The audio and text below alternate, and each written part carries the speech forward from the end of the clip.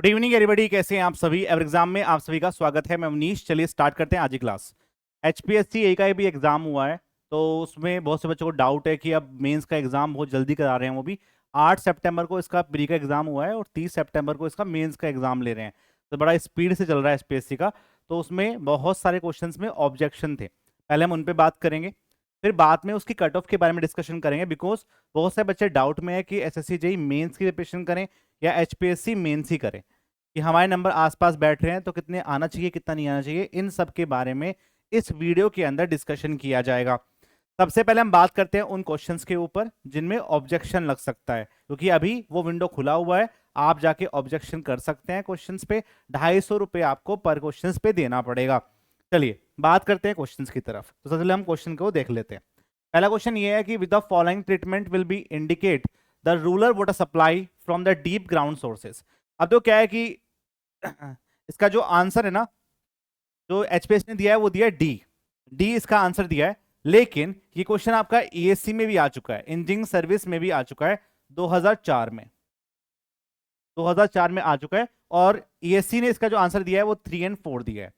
फिर मैंने इसको एस के गर्ग में चेक किया, तो एस के गर्ग में एज इट इज लाइन तो नहीं लिखी हुई है कहीं भी, लेकिन 3 और 4 आपका अप्रोक्सीमेटली करेक्ट आंसर होगा। फिर आप इसका रेफरेंस क्या देंगे? इसका रेफरेंस या तो आप मुझे ढूंढ के दीजिए, वरना मैं इस पर अभी सर्च कर रहा हूं कि एस के गर्ग के अलावा कोई और बुक में इसका में लिखा होगा। बिकॉज ये जो आपके पास KMnO4 होता है, इसको हम पोटेशियम परमानेंट बोलते हैं। यदि आपके पास ग्राउंड का जो पानी होगा उसके अंदर डिजोल्ड गैसेज होती हैं, उन डिजोल्ड गैसेज को हमें ऑक्सीडाइज करना पड़ेगा, हटाना पड़ेगा। तो उनके लिए हम पोटेशियम परमांगनेट को यूज कर लेते हैं। रूरल एरिया में यूज करते थे इसको जब बैक्टीरिया की कंसंट्रेशन काफी कम पाई जाती है। ये जो ब्लीचिंग पाउडर है वो बेसिकली आपके डिसइंफेक्शन का काम करता है। यदि बैक्टीरियल कंसंट्रेशन बहुत ज्यादा है तो ब्लीचिंग पाउडर को यूज करेंगे एज अ क्लोनेशन की तरह। तो 3 और 4 करेक्ट आंसर होना चाहिए, लेकिन एचपीएस ने इसका जो आंसर है वो डी दिया है। तो मैंने आपको दे दिया है रेफरेंस, आप ईएससी का पीवाईक्यू भी देख सकते हैं, वहां भी दिया हुआ है, और कुछ मिलेगा तो मैं आपको बता दूंगा साथ में। नेक्स्ट एक ये क्वेश्चन है, 3 इंच आर्क दिया हुआ है, parabolic uniform cross section with span L, centre rise आपको एच दिया हुआ है, यूनिफॉर्मली डिस्ट्रीब्यूट लोड दिया हुआ है per metre on the half span. देखो इसका कोई भी आंसर मैच नहीं करेगा, बिकॉज जब हम आपके पास 3 इंच आर्क पढ़ते हैं तो यहाँ पे आपका मूवमेंट 0 होता है, यहाँ पे सपोर्ट लगा हुआ है, यहाँ पे सपोर्ट लगा हुआ है, और इसने क्या किया है, इसने इसके हाफ वाले पार्ट पे यूनिफॉर्मली डिस्ट्रीब्यूट लोड लगाया है। हमने आपके पास थ्योरी ऑफ स्ट्रक्चर एस राममूर्तम में चेक किया, पेज नंबर 67 के करीब, पेज नंबर 67 पे लिखा हुआ है, आप जाके देख सकते हैं। ठीक है 672 होगा ये, ठीक है, आप उसको जाके चेक कर सकते हैं कि क्या लिखा हुआ है। उन्होंने लिखा हुआ है कि यदि ये हाइट आपकी h है और ये लेंथ आपकी L/2 है, तो उसमें जो आपकी हॉरिजॉन्टल रिएक्शन होगी जिसको हम HA बोलेंगे, वो आपकी WL²/8h होती है। यदि ये पूरा लोड यहां तक लगा होगा, यदि ये हाफ पे लगा होगा तो HA की वैल्यू आपकी WL²/16h होनी चाहिए, पर ऐसा कोई भी ऑप्शन नहीं दे रखा है यहाँ पे। ठीक है, क्योंकि W²/8h जो पाया जाता है वो आपके पूरे में पाया जाता है, यदि हाफ में होगा तो W²/16h हो जाएगा। तो इसमें से कोई भी आंसर मैच नहीं कर रहा है, आप इस पे कर सकते हैं। तो ये ऑब्जेक्टिव क्वेश्चन है, इसको आप ऑब्जेक्ट कर दीजिए, रेफरेंस आपका एस राममूर्तम दे दीजिए। नेक्स्ट बात करते हैं ये, when there is a reduction in amplitude over a average cycle of vibration then the body is said to be. अब देखो क्या है कि ये आपके पास मशीन का क्वेश्चन है, डिजाइन ऑफ मशीन का क्वेश्चन है, जहां पे हम वाइब्रेशन पे काम करते हैं। अब मैंने इस क्वेश्चन को देखा अच्छे से क्या होता है, तो बेटा डैम्प वाइब्रेशन इसको हम बोलते हैं, जो पर साइकिल पे काम करता है। लेकिन डैम्प के भी 3 पार्ट होते हैं। कौन कौन से पार्ट होते हैं? यदि आप इस लाइन को अच्छे से पढ़ेंगे तो आपको साफ साफ दिखेगा कि यदि इस वाली इक्वेशंस के अकॉर्डिंग जो हम जनरल सॉल्यूशन की बात करते हैं, in the case of natural frequency conditions, हम कैसे कैलकुलेट करेंगे कि यदि इस डी की वैल्यू 1 से बड़ी होती है तो ओवर डैम्प्ड बोलते हैं, डी की वैल्यू 1 के बराबर होती है तो हम उसको बेसिकली बोल देते हैं कि that is called the critically damped, और डी की वैल्यू यदि आपकी 1 से कम होती है तो उसको हम बोलते हैं अंडर डैम्प्ड। और एक बात और लिखी हुई है कि this response is periodically shown in the figure, only undamped system are practically importance in the design of machine। तो डिजाइन ऑफ मशीन पे जो अंडर डैम्प्ड कंडीशन होती है वही आपकी प्रैक्टिकली पॉसिबल होती है, उसी को हम डिजाइन के लिए लेते हैं। मेरे हिसाब से ये आंसर इसका 100% करेक्ट होना चाहिए, क्योंकि इन्होंने भी डी ही आंसर दिया है और मेरा आंसर भी डी है। बहुत सच्चे बोल रहे हैं डैम्प, लेकिन बेटा डैम्प की भी जो 3 कंडीशंस होती है उसके बारे में बात कर रहा है। तो जो पर साइकिल पे आपके पास वाइब्रेशंस में कंडीशंस की बात की जाएगी कि आपका जो एम्पलीट्यूड है वो रिड्यूस कर रहा है तो अंडर डैम्प में अच्छे से करेगा, as comparison to critical, as comparison to over damped, इसलिए हम अंडर डैम्प पे काम करते हैं।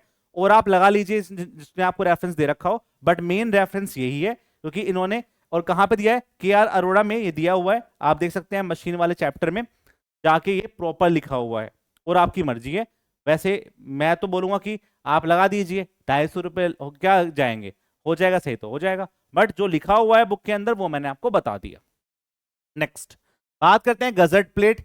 गजट प्लेट में यदि आप IS कोड 800 2007 पे बात करेंगे तो गजट प्लेट के बारे में साफ साफ लिखा हुआ है कि भाई वो शेयर और बैंडिंग को ले सकता है, उसके अंदर कोई ट्विस्टिंग नहीं होती है। तो आंसर सी होगा, और सी ही दिया है, ठीक है, तो नो ऑब्जेक्शन, इसमें कोई भी ऑब्जेक्शन नहीं है, ठीक है।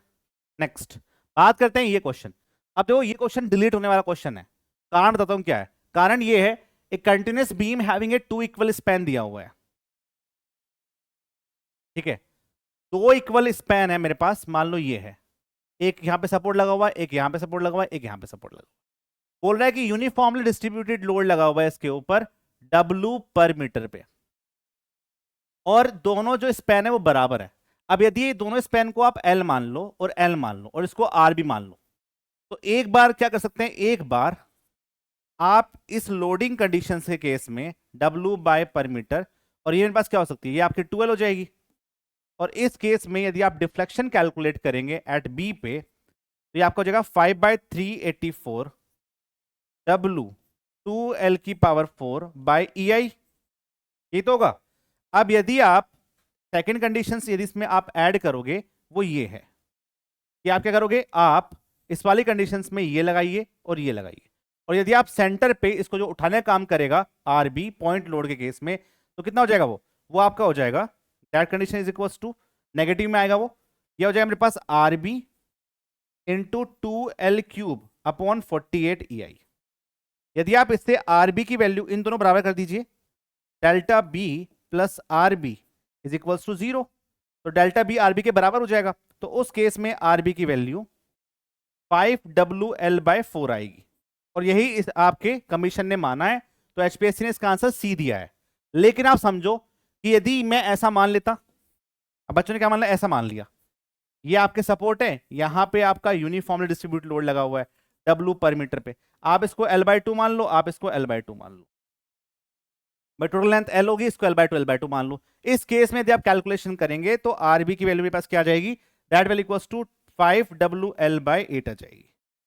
अब किसको सही माने, तो इस पे आप ऑब्जेक्शन कर सकते हैं कि इसमें बहुत ज्यादा क्लियरिटी नहीं है कि जो स्पान है वो L रखना है या L/2 रखना है, सेम स्पैन पे काम कर रहा है, सेम स्पान दोनों केस में लग रहा है, ठीक है, चाहे आप इसको L/2 मानेंगे चाहे इसको आप L मानेंगे, तो इस पे आप ऑब्जेक्शन कर सकते हैं, ये आपका ऑब्जेक्टेड क्वेश्चन है, ठीक है, this is your objected question, clear है। नेक्स्ट अब बात करते हैं ये question 67, the design of traffic in terms of a cumulative number of stand axial for the following data. Initial traffic आपको दे रखा है, ऐसा तो बहुत कम बच्चों ने इस क्वेश्चन को करा है, पर फिर भी यदि हम कैलकुलेशंस करते हैं इस केस में n की वैल्यू को कैलकुलेट करते हैं, तो n की वैल्यू कैलकुलेट करने का जो फॉर्मूला है as per the IRC 37/2018 365A 1 plus R की power n minus 1 divide by R into lane distribution factor into vehicle damage factor, सारी वैल्यू को पुट कर दो। 365 है, इनिशियल ट्रैफिक कितना था मेरा 3800, 1 प्लस के 0.06, 20 साल के लिए बात चल रही है यहाँ पे, माइनस के 1 divide by 0.06 into lane distribution factor कितना है मेरे पास 0.75 and this equals to 20, okay, vehicle damage factor कितना है 3.20। यदि आप इससे कैलकुलेशन करेंगे तो ये आपका आएगा 122.75 MS से। इसमें से कोई भी ऑप्शन मैच नहीं कर रहा, इसका कोई भी ऑप्शन मैच नहीं कर रहा है, पता नहीं क्यों ही बनाते हैं ऐसा क्वेश्चन। मुझे लगता है रात को 2 पैक टेस्ट कर लेते हैं ये HPSC वाले, ऐसे ऐसे क्वेश्चन बना रखे हैं, आंसर मैच नहीं कर रहे, और ये क्वेश्चन बिना कैलकुलेटर के होता ही नहीं है, बच्चों ने मारा भी होगा तो गलती मारा होगा, ठीक है, तो आंसर क्या है इसका, कोई भी नहीं हो रहा है, तो इसको आप ऑब्जेक्ट कर सकते हैं। That is a objective question, ये आपका ऑब्जेक्टिव क्वेश्चन है। नेक्स्ट, अब देखो ये क्वेश्चन आया है, the volume of a single level section zone in the length of a 10 metre. अब इस क्वेश्चन में जिसने इसको 2 हॉरिजॉन्टल और 1 वर्टिकल माना होगा उसका आंसर होगा 2 मीटर क्यूब। जिसने इसको 1 हॉरिजॉन्टल और 2 वर्टिकल माना होगा उसका आंसर आएगा 1.4 मीटर क्यूब। ठीक है, अब समय में ये नहीं आ रहा कि इस सेक्शन में जो ये 2:1 दिया हुआ है इसको 2 हॉरिजॉन्टल टू 1 वर्टिकल माने। फिर मैंने चेक किया इसको कि बीसी पुनिया की बुक में या एस के डुगल की बुक में जब हम इसमें एक्सप्रेशन करते हैं या एरिया वॉल्यूम कैलकुलेट करते हैं तो उन्होंने कैसे किया है। तो कुछ क्वेश्चंस में जिसमें गिवन है उस क्वेश्चंस में इन्होंने 1 हॉरिजॉन्टल और 2 वर्टिकल पे काम कर रखा है, वो क्वेश्चन में गिवन करके चलता है। जहां गिवन नहीं है वहां पे इसको मान के चल रहा है। तो मैं तो बोलूंगा कि इसको भी आप ऑब्जेक्ट कर सकते हैं। जिन बच्चों को लग रहा है कि ऑब्जेक्ट करना चाहिए तो कर दो भाई, बिकॉज ऐसा हार्ड एंड फास्ट रूल नहीं है कि हम फर्स्ट वाले को हॉरिजॉन्टल मानते हैं सेकंड वाले को वर्टिकल मानते हैं, बिकॉज कुछ क्वेश्चंस में उसने अलग भी कर रखा है। आप देखोगे उनके क्वेश्चंस में जो उनके दे रखे हैं बुक के अंदर ही, उसमें बहुत क्वेश्चंस में आपका डिफरेंशिएट कर रखा है इन्होंने ऐसे। तो भाई मुझे नहीं पता कि क्या करेक्ट है इसमें, कुछ का आंसर 2 आ रहा है, कुछ का 1.4 आ रहा है, तो इस पे भी आप ऑब्जेक्ट कर सकते हैं। तो मेरे हिसाब से इसको ऑब्जेक्ट कर दीजिए आप। ठीक है, next, in a cohesionless ground the standard penetration test number as 2 meter depth from the ground surface was found to me। इस क्वेश्चन का कोई भी आंसर मैच नहीं कर रहा। कुछ लोगों ने इसका answer as per the IS code दिया है जो किसी ने पढ़ा नहीं है, बिकॉज क्वेश्चन में ऐसा कुछ गिवन नहीं है कि आपको इस आईएस कोड के हिसाब से करना है। यदि क्वेश्चन में गिवन होता कि इस आईएस कोड के हिसाब से करना है तब आप करते। अब यदि नहीं दिया हुआ है तो हम सिंपल लगाएंगे कि जब भी हम ओवर बटन करेक्शन लगाते हैं तो N naught into 350 divide by sigma plus के 70 का फॉर्मूला लगाते हैं। ये वाला फॉर्मूला हम यूज करते हैं, यू नो अबाउट इट। अब यहां पे यदि मैं एन नोट की बात करूं 350 में दे रखा है, यहां पे इफेक्टिव स्ट्रेस कितनी होगी? इफेक्टिव स्ट्रेस मेरे पास 2 मीटर की डेप्थ पे काम कर रहे हैं, जहां पे निकालना है आपको ओवरबर्डन, और साथ में आपको 20 किलोन्यूटन पर मीटर क्यूब का यूनिट वेट भी दे रखा है गामा टी। तो यदि आप यहाँ पे कैलकुलेट करेंगे तो 2 इंटू 20 प्लस के 70, ये हम तब लगाते हैं जब इफेक्टिव स्ट्रेस की वैल्यू आपकी 270 से कम होती है, हम इसको लगाते हैं। तो लगा सकते हैं इसको। अब यहां पे जो एन नोट की वैल्यू है वो 12 दे रखी है आपको, एंड इक्वल्स टू 350, और ये आपको जगह 40 प्लस के 70। आप यदि यहां से कैलकुलेशन करेंगे तो आंसर 38 पॉइंट कुछ आएगा। अब बहुत सारे लोग बोलते हैं कि इसके अंदर डायलेटेंसी करेक्शन लगा दो। डायलेटेंसी करेक्शन ओवरबर्डन के बाद लगता है, लेकिन तब लगता है जब वाटर टेबल के नीचे की बात चल रही हो या प्रेशर आपका नेगेटिव हो रहा हो। क्वेश्चन में साफ साफ लिखा है कोहेजनलेस ग्राउंड सॉइल है, तो उसमें क्या होगा, नेगेटिव वाटर प्रेशर बनने के चांसेस काफी कम है।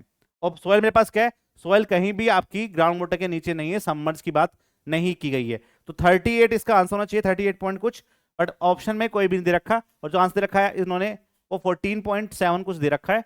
तो this is not a correct answer, तो इस पे आप ऑब्जेक्ट कर सकते हैं। तो ये ऑब्जेक्शन का क्वेश्चन है, इस पे आप ऑब्जेक्शन कर सकते हैं। कोई भी आंसर मैच नहीं कर रहा, नन ऑफ दीज होगा इसका। नेक्स्ट, ये क्वेश्चन वैसे तो बहुत से बच्चों ने सही करा है, लेकिन एक्चुअली सॉइल मास के लिए रेनॉल्ड्स नंबर की वैल्यू आपकी लेस देन 1 होती है, तभी हम मानते हैं कि लैमिनार फ्लो होगा। ठीक है, जो ये बात चल रही है ना, ये जो सारे ऑप्शन दे रखे हैं ये पाइप फ्लो के दे रखे हैं, पाइप फ्लो के दे रखे हैं, लेकिन उस नंबर की वैल्यू यदि 1 से कम होते हैं लैमिनार होते हैं। मैक्सिमम बच्चों ने ऑप्शन देके मार दिया इसको, जिन्होंने नहीं मारा वो ऑब्जेक्ट कर दो, खत्म कहानी। नेक्स्ट, ठीक है, चलिए, ये कुछ क्वेश्चंस थे जिनमें मुझे लग रहा है कि ऑब्जेक्शन होना चाहिए था, मैंने आपको बता दिए, आप कर दीजिए। अभी विंडो खुला हुआ है, कर सकते हैं, बिकॉज यदि आप एक नंबर से बाहर हो जाते हैं, ठीक है, तो सच ये है कि आप 250 रुपये खर्च करके अंदर हो जाओ। क्लियर? अब सबसे बड़ा जो पंगा है ना यहाँ पे वो ये है कि बचे हुए 20 दिन में, एक्चुअली 20 दिन भी नहीं बचे हुए हैं आपके पास, 15 से 20 दिन बचे हुए हैं जो, उनमें आप अपने मेंस की प्रिपरेशन कैसे कर सकते हैं। सबसे बड़ा जो दिमाग में दर्द वाली बात है ना वो ये है, बिकॉज ये कोई ऑब्जेक्टिव नहीं है, और हम अब ऑब्जेक्टिव के पूरे धुंधर हो चुके हैं, हमें सब्जेक्टिव की आदत नहीं है ऐसे ऐसे लिखने की, भाई डिफाइन एज फलाना ठिकाना, क्योंकि आदत छूट चुकी है वो। तो आने वाले टाइम में कैसे कर सकते हैं, तो उसके पहले हम इसको चेक करते हैं कि एचपीएससी कैसे क्वेश्चन पूछता है। तो सबसे पहले हमने प्रीवियस ईयर पेपर को देखा कि जो प्रीवियस ईयर पेपर है वो क्या पूछ रहा है। तो आपको शॉकिंग लगेगा कि इसका जो मेंस का पेपर है वो बड़ा ही भयंकर आता है। ठीक है, मतलब बच्चों को समझ नहीं आ रहा कि करना क्या है इसके अंदर, मतलब वहां क्वेश्चन ऐसे लगते हैं कि ये तो ईएससी से भी हार्ड पूछ लिए। तो बेसिकली मैंने इसका पेपर देखा जो आपका 2023 में हुआ था, उसमें जो क्वेश्चंस आए हैं, सर्वेइंग से 4 क्वेश्चन, हाईवे एयरपोर्ट रेलवे से 4 क्वेश्चन मिला के, एनवायरमेंट से 4 क्वेश्चन, इरिगेशन हाइड्रोलॉजी से 4 क्वेश्चन, एफएम से 2 क्वेश्चन, सॉइल मैकेनिक्स से 9 क्वेश्चन आए हैं, ठीक है, और सोम आरसीसी और स्टील को मिला के 4 क्वेश्चन आए हैं। तो कोई भी समझदार बच्चा होगा तो सबसे पहले वो सोइल को उठाएगा, बिकॉज प्री में भी सोइल काफी अच्छा खासा आया है और मेंस में भी आपके 9 क्वेश्चंस आए हैं। तो ये 9 क्वेश्चंस आए हैं, दैट मीन्स यदि ये 5 से 10 नंबर के क्वेश्चंस भी हुए तो अच्छा खासा वेटेज तो इसी का रहेगा, ठीक है। यदि आपका पेपर मान लो कि 150 नंबर का भी होता है तो उस 150 नंबर के पेपर में आप अपने आप समझो कि इसका सबसे बड़ा वेटेज होने वाला है, ठीक है।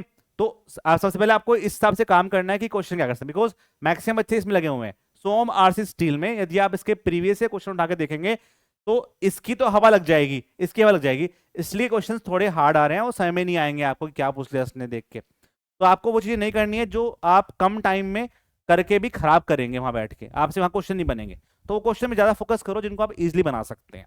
तो फिर मैंने देखा कि जो क्वेश्चंस टोटल आए हैं बना बना के, उन सारे क्वेश्चंस में से किस किस टॉपिक में से क्वेश्चन आए हैं। तो भाई ये आपके पास पूरी लिस्ट है। मैं बस आपसे ये बोलता हूं, आप यदि कुछ नहीं करना चाहते, आपको समझ में क्या नहीं करना है, ये टॉपिक मैंने 2023 से निकाले, ऐसे ही आप 2022 का उससे पहले का जो भी पेपर दे रखा है एचपीएससी ने, वो सारे पेपर निकाल लो। उन सारे पेपर में से जिन जिन टॉपिक से क्वेश्चंस आए हैं वो सारे टॉपिक के क्वेश्चन अपने आप बना के देख लो एक बार। जैसे ये सारे टॉपिक से क्वेश्चन बने हैं तो निकालो अपने पास बुक, वहां से क्वेश्चन बना लो।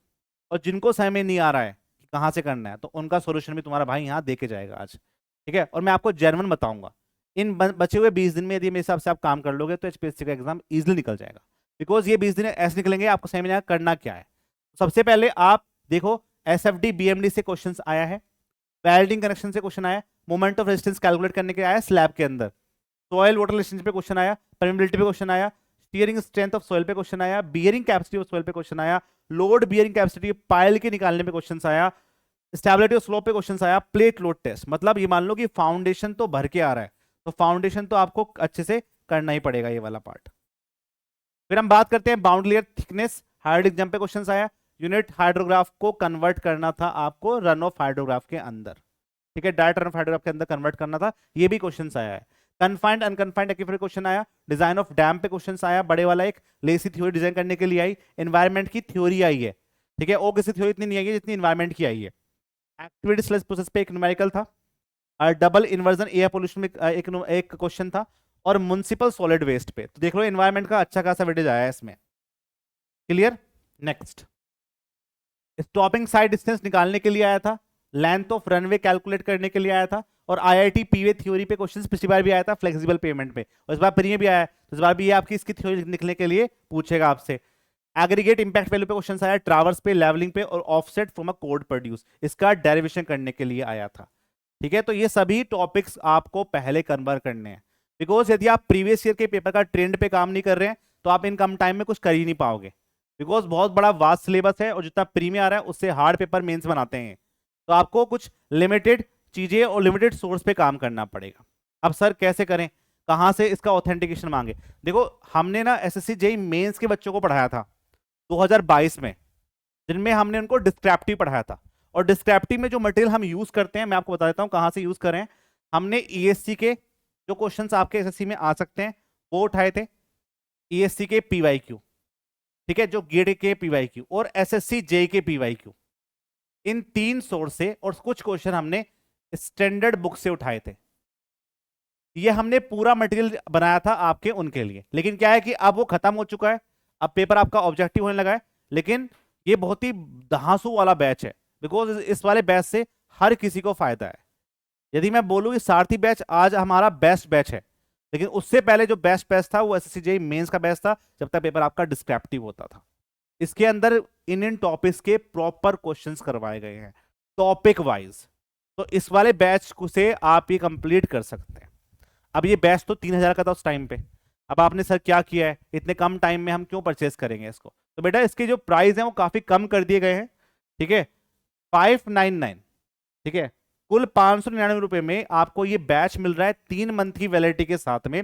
और जो टॉपिक्स मैंने दे रखे हैं उन सारे टॉपिक्स के पूरे भरपूर क्वेश्चंस करवाए गए हैं, तो आपको कुछ नहीं उठाना, और ऑथेंटिक सोर्स यूज किया गया है जिससे कि आपको प्रॉपर एग्जाम में नंबर मिलेंगे। तो आपको करना है, आपको वो लेक्चर खोलना है, प्रॉपर सर ने जैसे क्वेश्चन कराया 2 टाइम्स स्प्लिट करके फटाफट देख ले क्या क्या करना है इसके अंदर, और 4-5 क्वेश्चन लगा लिए। 4-5 क्वेश्चन आप लगा लेंगे तो आप उस वाले टॉपिक के बिल्कुल धुरंधर हो जाओगे, और एकदम से आप क्या करोगे, चीजें बेहतर तरीके से कर सकते हो और नंबर आ जाएंगे आपके। बिकॉज इन कम टाइम में और कुछ नहीं किया जा सकता, मैं आपको बता रहा हूं। तो ये वीडियो आप उन टॉपिक्स की देखो, क्योंकि सब कुछ यहाँ भी कवर नहीं कर पाओगे क्योंकि बहुत बड़ा बैच है, लेकिन आप उन टॉपिक को कर सकते हैं जो आपके प्रीवियस ईयर में आए हुए हैं। और ये मानो ना मानो, यहीं से आपके 80% का पेपर लग जाना है। क्वेश्चंस नया भी आएगा तो वहां आपका वैसे भी नहीं बनेगा, जो आप करके जाएंगे, जो आपने कई बार कर रखा है, जिसपे आपका हाथ साफ है, वही आप वहां जाके कर सकते हैं। तो मैं आपको स्ट्रांगली रिकमेंडेड करूंगा, स्ट्रांगली, कि आप इस वाले बैच को जाके ज्वाइन करें और प्रॉपर इन बचे हुए टाइम में आप प्रैक्टिस कर सकते हैं। यदि पेपर थोड़ा डिले भी होता है, हो सकता है कि चांसेस बढ़ जाएंगे पेपर डिले हो जाए, तो इसकी वैलिडिटी आपकी 3 मंथ की मिली रखी गई है, जिससे कि आप यहां पे प्रॉपर वे में कर सकते हैं। इसकी एक डेमो क्लास में रखी गई है, जिससे आप इसको चेक कर सकते हैं कि सर ने इसके अंदर क्या पढ़ाया हुआ है, तो उससे आपको और अच्छी अंडरस्टैंडिंग हो जाएगी। इसमें आपको क्लास के नोट्स भी हैं, कन्वेंशनल क्वेश्चन की प्रैक्टिस है, और ये पूरा रिकॉर्डेड क्लास है, इसके अंदर सब कुछ कंप्लीट है। ठीक है, और बीच बीच में बस मैं आपको गाइड करने के लिए आता रहूंगा हर 2 दिन 3 दिन में, कि आप ऐसे ऐसे कर सकते हैं। मटेरियल कैसा है मैं आपको दिखा देता हूं। यहां पे आपको ऐसे क्वेश्चंस कराए गए हैं, ठीक है, ऐसे ऐसे क्वेश्चंस कराए गए हैं, जैसे bulk density, quantity of extraction निकालने के लिए, लिक्विड में प्लास्टिक निकालने के लिए। ये सारे क्वेश्चंस आपके ईएससी के, गेट के, एसएससी के, पीवाईक्यू में आए हुए हैं, जो आपके एसएससी में आ सकते थे, जो आपके एचपीएससी में भी आएंगे। उन सारे टॉपिक्स को हमने कवर किया है, आप जाके इसको देख सकते हैं।